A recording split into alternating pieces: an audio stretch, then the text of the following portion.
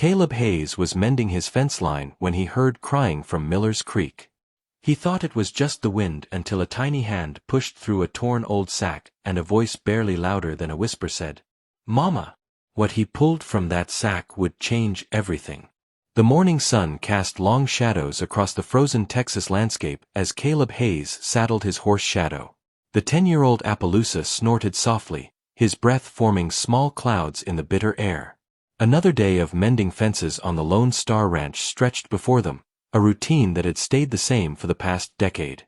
At 46, Caleb's face was weathered by sun and sorrow, deep lines carved around eyes that had seen too much.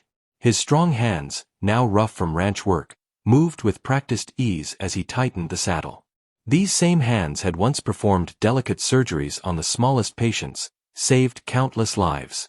That was before the fire, before he lost everything that mattered. "Easy, boy," he murmured as Shadow shifted beneath his touch. The horse had become his most trusted companion, perhaps the only living soul Caleb allowed close these days. The ranch hands respected his skills but knew to keep their distance. They called him the quiet one behind his back, shared stories about his past over whiskey at Murphy's Saloon in town. None came close to the truth. None knew that Caleb Hayes was once Dr. Caleb Hayes, renowned children's doctor at Chicago's Children's Hospital. A man who had testified against some of the city's most powerful families in child abuse cases. A man who came home one night to find his house swallowed by flames, his wife Sarah and 5-year-old son Tommy trapped inside. The authorities called it a gas lamp accident. Caleb knew better. The timing was too convenient, coming just days after his testimony had sent the son of a prominent Chicago family to prison. But without proof, all he had was his grief and guilt. He had fought for justice for other children while failing to protect his own. Swinging into the saddle, Caleb clicked his tongue and guided Shadow toward Miller's Creek on the edge of the property. The forecast called for a winter storm later that afternoon, and he needed to check the fence line where the creek tended to flood. The morning air bit at his skin, but Caleb barely noticed the cold. Physical pain was almost welcome these days, a break from memories that never faded. Dark clouds gathered on the horizon as Caleb rode along the creek bank. The water rushed faster than usual, swollen from upstream snow melt. He got down to check a section of fence damaged in the last storm, tying Shadow to a nearby tree. The wind picked up, carrying the promise of snow. That's when he heard it. At first, Caleb thought it was just the wind or the rushing water. But then it came again, a sound so faint it was barely there. A whimper. A cry. Something was caught in the branches hanging over the creek about 30 yards downstream. A burlap sack, half underwater in the freezing water, snagged on a fallen tree branch. Caleb's heart began to pound. In his years at the ranch, he'd seen all kinds of things washed downstream. Trash, dead animals, once even a stolen safe dumped after a robbery in the next county. But this sack moved in a way that made the hair on his neck stand up. The creek was running high and fast, the water barely above freezing. Caleb hesitated only a moment before wading in, cursing as the icy water soaked through his jeans. The current pushed against his legs with surprising force, nearly knocking him down twice before he reached the sack. Up close, his worst fears were confirmed.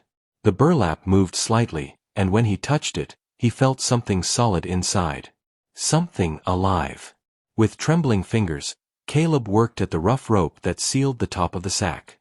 The knot was tight, clearly tied by someone who meant business.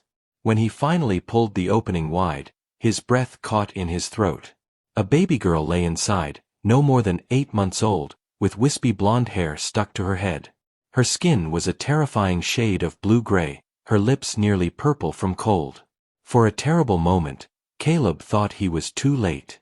Then her tiny chest rose slightly and her eyelids fluttered. Blue eyes, startlingly bright against her pale skin, looked up at him. Her lips moved, forming a sound barely louder than a whisper. "Mama." Something inside Caleb shattered at that moment, a wall he'd built around his heart cracking under the weight of this child's desperate plea. Before he could react further, a sharp crack echoed across the water, followed by the whine of a bullet passing entirely too close to his head. The shot kicked up water just 3 feet away. Caleb ducked instinctively, clutching the child to his chest. Another shot rang out, splintering the branch near his head. Someone was shooting at them, trying to finish what they'd started. Crouching low, Caleb scanned the tree line on the opposite bank but saw nothing. Whoever was shooting knew the land, knew how to stay hidden. A third shot kicked up water closer still, and Caleb realized they weren't going to stop until both he and the baby were dead. The creek bank on his side offered little shelter, just a slight hollow where water had carved out the dirt beneath gnarled tree roots. It wasn't much, but it was all they had. Holding the child close to his chest, Caleb lunged for the overhang, sliding into the muddy hollow just as another bullet struck the water where he'd been standing. His heart hammered against his ribs as he pressed his back against the cold earth. The baby in his arms was limp, her breathing shallow and irregular.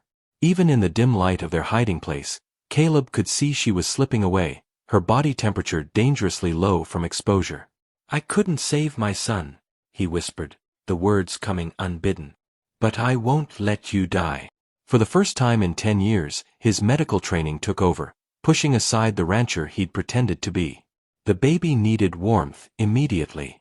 Caleb unzipped his coat with one hand, still holding her close with the other, and tucked her against his chest inside his flannel shirt. Her skin felt like ice against his, but he held her tight, willing his body heat to warm her tiny form. Next, he needed to get her blood moving. Keeping one ear alert for sounds of their attacker, Caleb began to gently rub the baby's arms and legs, coaxing circulation back into her limbs. Her skin was mottled with cold, but as he worked, a hint of pink began to return to her fingers and toes. "Stay with me, little one," he murmured, his voice soft but urgent. "Just stay with me." Time seemed to stretch as they huddled in their makeshift shelter. Caleb strained to hear movement above, but the only sounds were the rushing creek and the occasional distant bird call. After what felt like hours but was likely only 20 minutes, he risked peering over the edge of the hollow. The opposite bank stood empty, no sign of their attacker. Still, Caleb waited another 10 minutes before slowly emerging from hiding. The baby stirred against his chest, her movement stronger now. A good sign, but she was far from safe. She needed medical attention immediately. Shadow waited patiently where Caleb had left him, stamping occasionally against the cold. Moving as quickly as he dared with his precious cargo, Caleb mounted, keeping the baby secure inside his coat. He turned Shadow toward town at a gallop, staying away from open areas when possible, using the tree line for cover. Millfield was a small town of barely 3,000 souls, the kind of place where everyone knew everyone else's business. Caleb had chosen it precisely because it was unremarkable, the perfect place to disappear. Now, as he rode down Main Street with a half-frozen baby hidden inside his coat, he felt every curious eye tracking his progress. Dr. Martha Reed's clinic sat at the far end of town, a modest white building with a small sign advertising family medicine. Caleb had avoided the place during his years in Millfield, handling his own minor injuries and keeping his medical knowledge to himself. Now, he practically fell from Shadow's back in his haste to reach the clinic door. The front room was empty, save for a middle-aged woman behind the desk who looked up in surprise as Caleb burst in, wild-eyed and breathless. "I need Dr. Reed now," he said, already unzipping his coat to reveal the baby.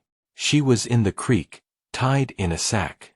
"Someone tried to kill us both," the woman gasped, already reaching for the bell to summon the doctor. Before Caleb could respond, a door opened and Dr. Martha Reed emerged, a woman in her 50s with steel-gray hair pulled back in a practical bun. She took in the scene with one glance, her professional manner taking over. "Exam room immediately," she said, already moving down the hallway. Caleb followed, the baby still clutched to his chest. In the brightly lit exam room, he finally got a clear look at the child he'd rescued. Her skin was ghostly pale with a bluish tinge, her lips still showing signs of frostbite. Dr. Reed gently took her from Caleb's arms, placing her on the exam table. "How long was she in the water?" Dr. Reed asked as she efficiently unwrapped the soaked blankets from around the baby. "I don't know," Caleb replied, suddenly feeling helpless without the child in his arms. "I found her maybe 45 minutes ago." The sack was half underwater, caught on a branch. Dr. Reed nodded, her hands moving with practiced skill as she examined the baby. She's suffering from exposure and dehydration. I need to get her temperature up slowly. She called to her assistant hovering in the doorway. Jenny, warming blankets and the infant kit. As Jenny hurried away, Dr. Reed looked up at Caleb. You said someone tried to kill you both? Caleb nodded grimly. Shots fired from the opposite bank. I didn't see who it was, but they were good shots. Too good for someone who mistook us for game. Dr. Reed's expression darkened. I'm calling Sheriff Williams. This is attempted murder. As she reached for the telephone on the wall, Caleb felt a wave of unease. He'd spent 10 years avoiding attention, and now he was about to be at the center of a criminal investigation. But there was no avoiding it, not if he wanted justice for this child. Mr. Hayes, right? Dr. Reed said as she dialed. You're from the Lone Star Ranch. Caleb nodded, surprised she knew who he was. He'd been careful to keep to himself.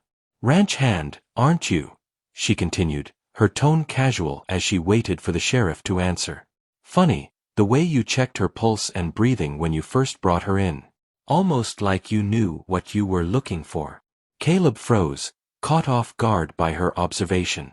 He'd acted on instinct, medical training kicking in before he could stop himself. Sheriff's office, she said into the phone, her eyes still on Caleb. This is Dr. Reed. I need Sheriff Williams at my clinic immediately. Attempted murder of an infant. She paused, listening. Yes, that's right. And tell him we may have a witness. As she hung up, the clinic door opened again and a woman's voice called out from the front room. Jenny, I brought Dr. Reed's medicine order. The voice stopped abruptly as its owner appeared in the doorway of the exam room, taking in the scene before her. Grace Bennett stood frozen, her dark hair falling from a hasty bun, her eyes wide as she stared at the baby on the exam table. At 34, she was striking rather than conventionally pretty, with intelligent eyes and a determined set to her jaw. Caleb knew her by sight. She taught at the local school and volunteered at the church on weekends. They'd never spoken. Grace, perfect timing, Dr. Reed said. I could use another pair of hands. Grace seemed to shake herself from her shock, stepping fully into the room. What happened? She asked, already moving to assist Dr. Reed while the doctor briefly explained. Caleb found himself backing toward the door. His job was done. He'd brought the baby to safety. Now he could leave before questions were asked, before his carefully constructed identity began to unravel. Where do you think you're going, Mr. Hayes? Dr. Reed asked without looking up from the baby. Sheriff Williams will want your statement, and we may need you to identify the location exactly. She added, her voice softening slightly. Besides, she seems to have taken a liking to you. Caleb looked down to find the baby's eyes open again, those startling blue orbs fixed on him. One tiny hand reached out, fingers grasping at air. Without thinking, he stepped closer, allowing her to grasp his finger. Her grip was surprisingly strong for a child so weakened. Mama, she whispered again, the sound breaking something inside him. She needs a name, Dr. Reed said quietly. At least until we figure out who she is. Grace, who had been helping attach monitoring equipment, looked up. Faith, she said softly. She needs to be called Faith. Because that's what she is, isn't it? Faith that survived against all odds. Caleb found himself nodding. Faith. He repeated the name, feeling it was right. The clinic door opened again and heavy footsteps approached. Sheriff Tom Williams filled the doorway, his imposing frame clad in the tan uniform of the county sheriff's department. At 60, with a face weathered by Texas sun and 25 years in law enforcement, Williams had seen it all. But even his stern expression softened at the sight of the tiny patient. What in God's name? He murmured, removing his hat. Dr. Reed straightened up. Infant female, approximately 8 months old, found in a burlap sack in Miller's Creek. Suffering from exposure and dehydration, but stable for now. And someone took shots at Mr. Hayes here when he rescued her. Sheriff Williams' sharp gaze swung to Caleb. That true, Hayes? Caleb nodded, suddenly aware of how strange the story sounded. 3 shots, maybe 4, from the east bank of the creek where it borders the Blackwood property. Blackwood, Williams repeated, his expression darkening. That's Montgomery land. A heavy silence fell over the room. Edward Montgomery was Millfield's mayor and largest landowner, his family among the founding members of the county. The Montgomerys owned the bank, half the businesses in town, and held considerable influence in state politics. Crossing them was something people simply didn't do. I'm not saying it was anyone from Blackwood, Caleb clarified. Just that the shots came from that direction. Williams nodded, pulling out a small notebook. I'll need your full statement, and I'll need to see exactly where this happened. He paused, looking at the baby. Doc, what's her condition? Critical but stable, Dr. Reed replied. She'll need round-the-clock care for at least the next 48 hours. As if on cue, the windows rattled with a gust of wind and snow began to fall, thick flakes swirling past the glass. Roads will be closed within the hour, Williams confirmed. You'll have to keep her here. Dr. Reed sighed, glancing at the monitors. I can't monitor her and see other patients. I'll need help. I can stay, Grace offered immediately. I don't have classes tomorrow anyway. To Caleb's surprise, he heard his own voice joining hers. I'll help too. 3 pairs of eyes turned to him in surprise. Caleb was as startled by his offer as they were. For 10 years, he'd avoided any situation that might require emotional connection. Why was he volunteering now? But as Faith's tiny fingers tightened around his, he knew why. This child had awakened something he thought long dead, a fierce protectiveness, a need to ensure that at least one vulnerable life was saved on his watch. Well, Dr. Reed said after a moment, it seems our little Faith has quite the support team already. As the snow continued to fall outside, creating a curtain of white that seemed to isolate their small clinic from the wider world, an unlikely family began to form. Bound not by blood, but by something far stronger. The cry of an abandoned child who had touched their hearts and reminded them that sometimes the most precious gifts come wrapped in the most unlikely packages. Faith slept peacefully in her makeshift crib, unaware that her rescue had set in motion events that would change all their lives forever.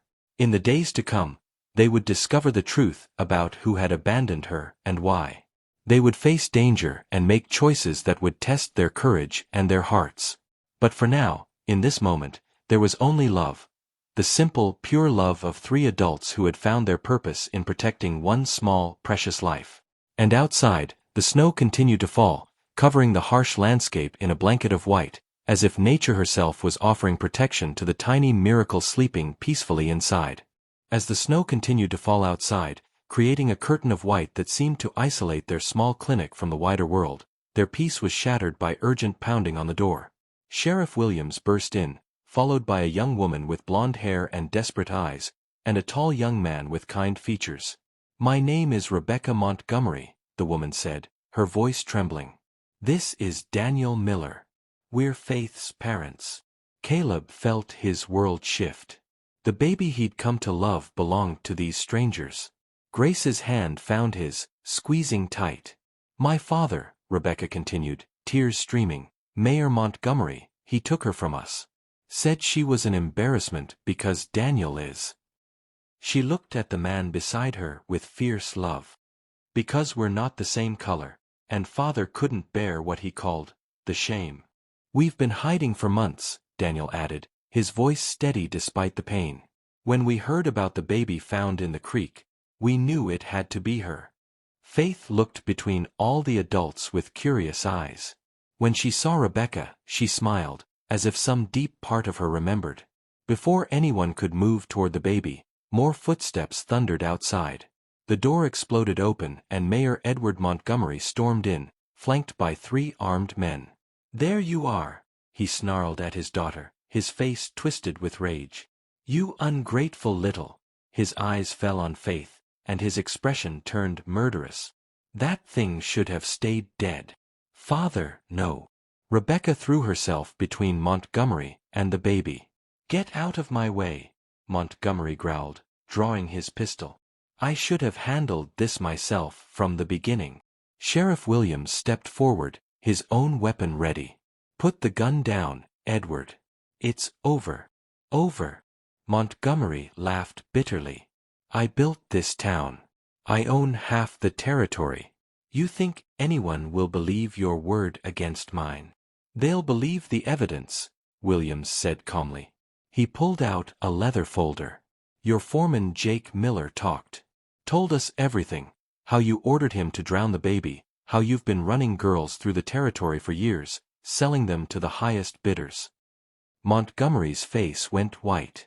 "Jake's lying. He's trying to save his own neck." "Maybe," Williams agreed. "But 3 other girls came forward yesterday. Girls who escaped from your operation. Their testimony paints a pretty clear picture of what you've been doing." Caleb watched Montgomery's composure crack, seeing the man realize his empire was crumbling.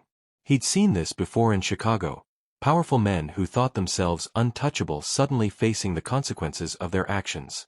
"You're all going to pay for this," Montgomery seethed, his gun now wavering between multiple targets. "Every last one of you. The only one paying today is you," Williams said. "Drop your weapon." Instead, Montgomery swung the gun toward Faith. "If I can't have my reputation, at least I can finish what I started." Time slowed. Caleb saw the mayor's finger tighten on the trigger. Without thinking, he lunged forward, his body shielding Faith just as the gun fired. The bullet caught him in the shoulder, spinning him around, but he stayed between Montgomery and the baby. Sheriff Williams didn't hesitate. His shot was clean and final. Montgomery crumpled to the floor, his reign of terror ended. As Dr. Reed rushed to tend Caleb's wound, Faith began to cry, not from fear, but because her papa was hurt. Grace lifted the baby, while Rebecca knelt beside Caleb. "Thank you," she whispered. "You saved her twice now."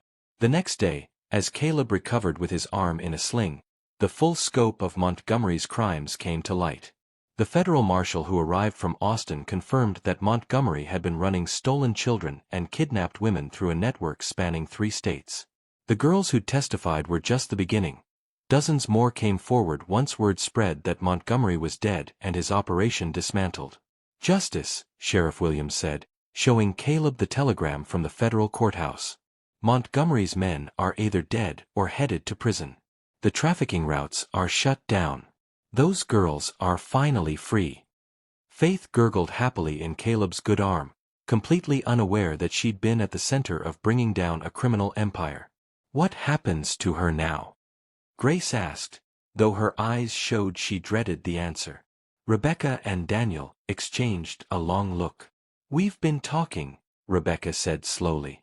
"Daniel and I, we want to start fresh, somewhere far from all this." "But Faith." She looked at the baby, who was reaching for Caleb's face with sticky fingers. "She's got a family here. People who risked everything for her. We'd like to visit," Daniel added. "Be part of her life. But if you're willing, she belongs with you too.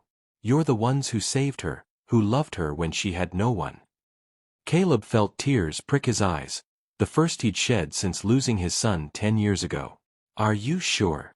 "Look at her," Rebecca said softly. Faith was babbling at Caleb, her tiny hand gripping his finger with surprising strength. "She's chosen her family. And after what you did yesterday, facing down my father's gun to protect her, there's no question where she belongs." Grace reached over, touching Faith's soft hair. "We'd be honored," she said simply. 6 months later, as spring bloomed across Texas, the adoption papers were finalized. Faith Hayes toddled around the ranch house, chattering in her own language while Caleb and Grace watched with the wonder of new parents. The trafficking network Montgomery had built was completely destroyed. 17 girls had been rescued and returned to their families. The corrupt officials who'd helped him were behind bars. Justice, real justice, had finally been served. "Papa," Faith said clearly, tugging on Caleb's pants leg. When he picked her up, she patted his cheek and smiled. "Papa." "That's right, little fighter," he said softly. "Papa's here. Always." Grace joined them on the porch, wrapping her arms around them both. In the distance, they could see Rebecca and Daniel's farm, where the young couple was building their new life. They'd visit next Sunday, as they did every week, maintaining the loving connection that bound their unconventional family together. Caleb Hayes had lost everything once: his wife, his son, his purpose. But a tiny voice whispering "Mama" from a burlap sack had given him something he'd never dared hope for again: a second chance at family, at love, at justice. And this time, he'd fight to keep it forever.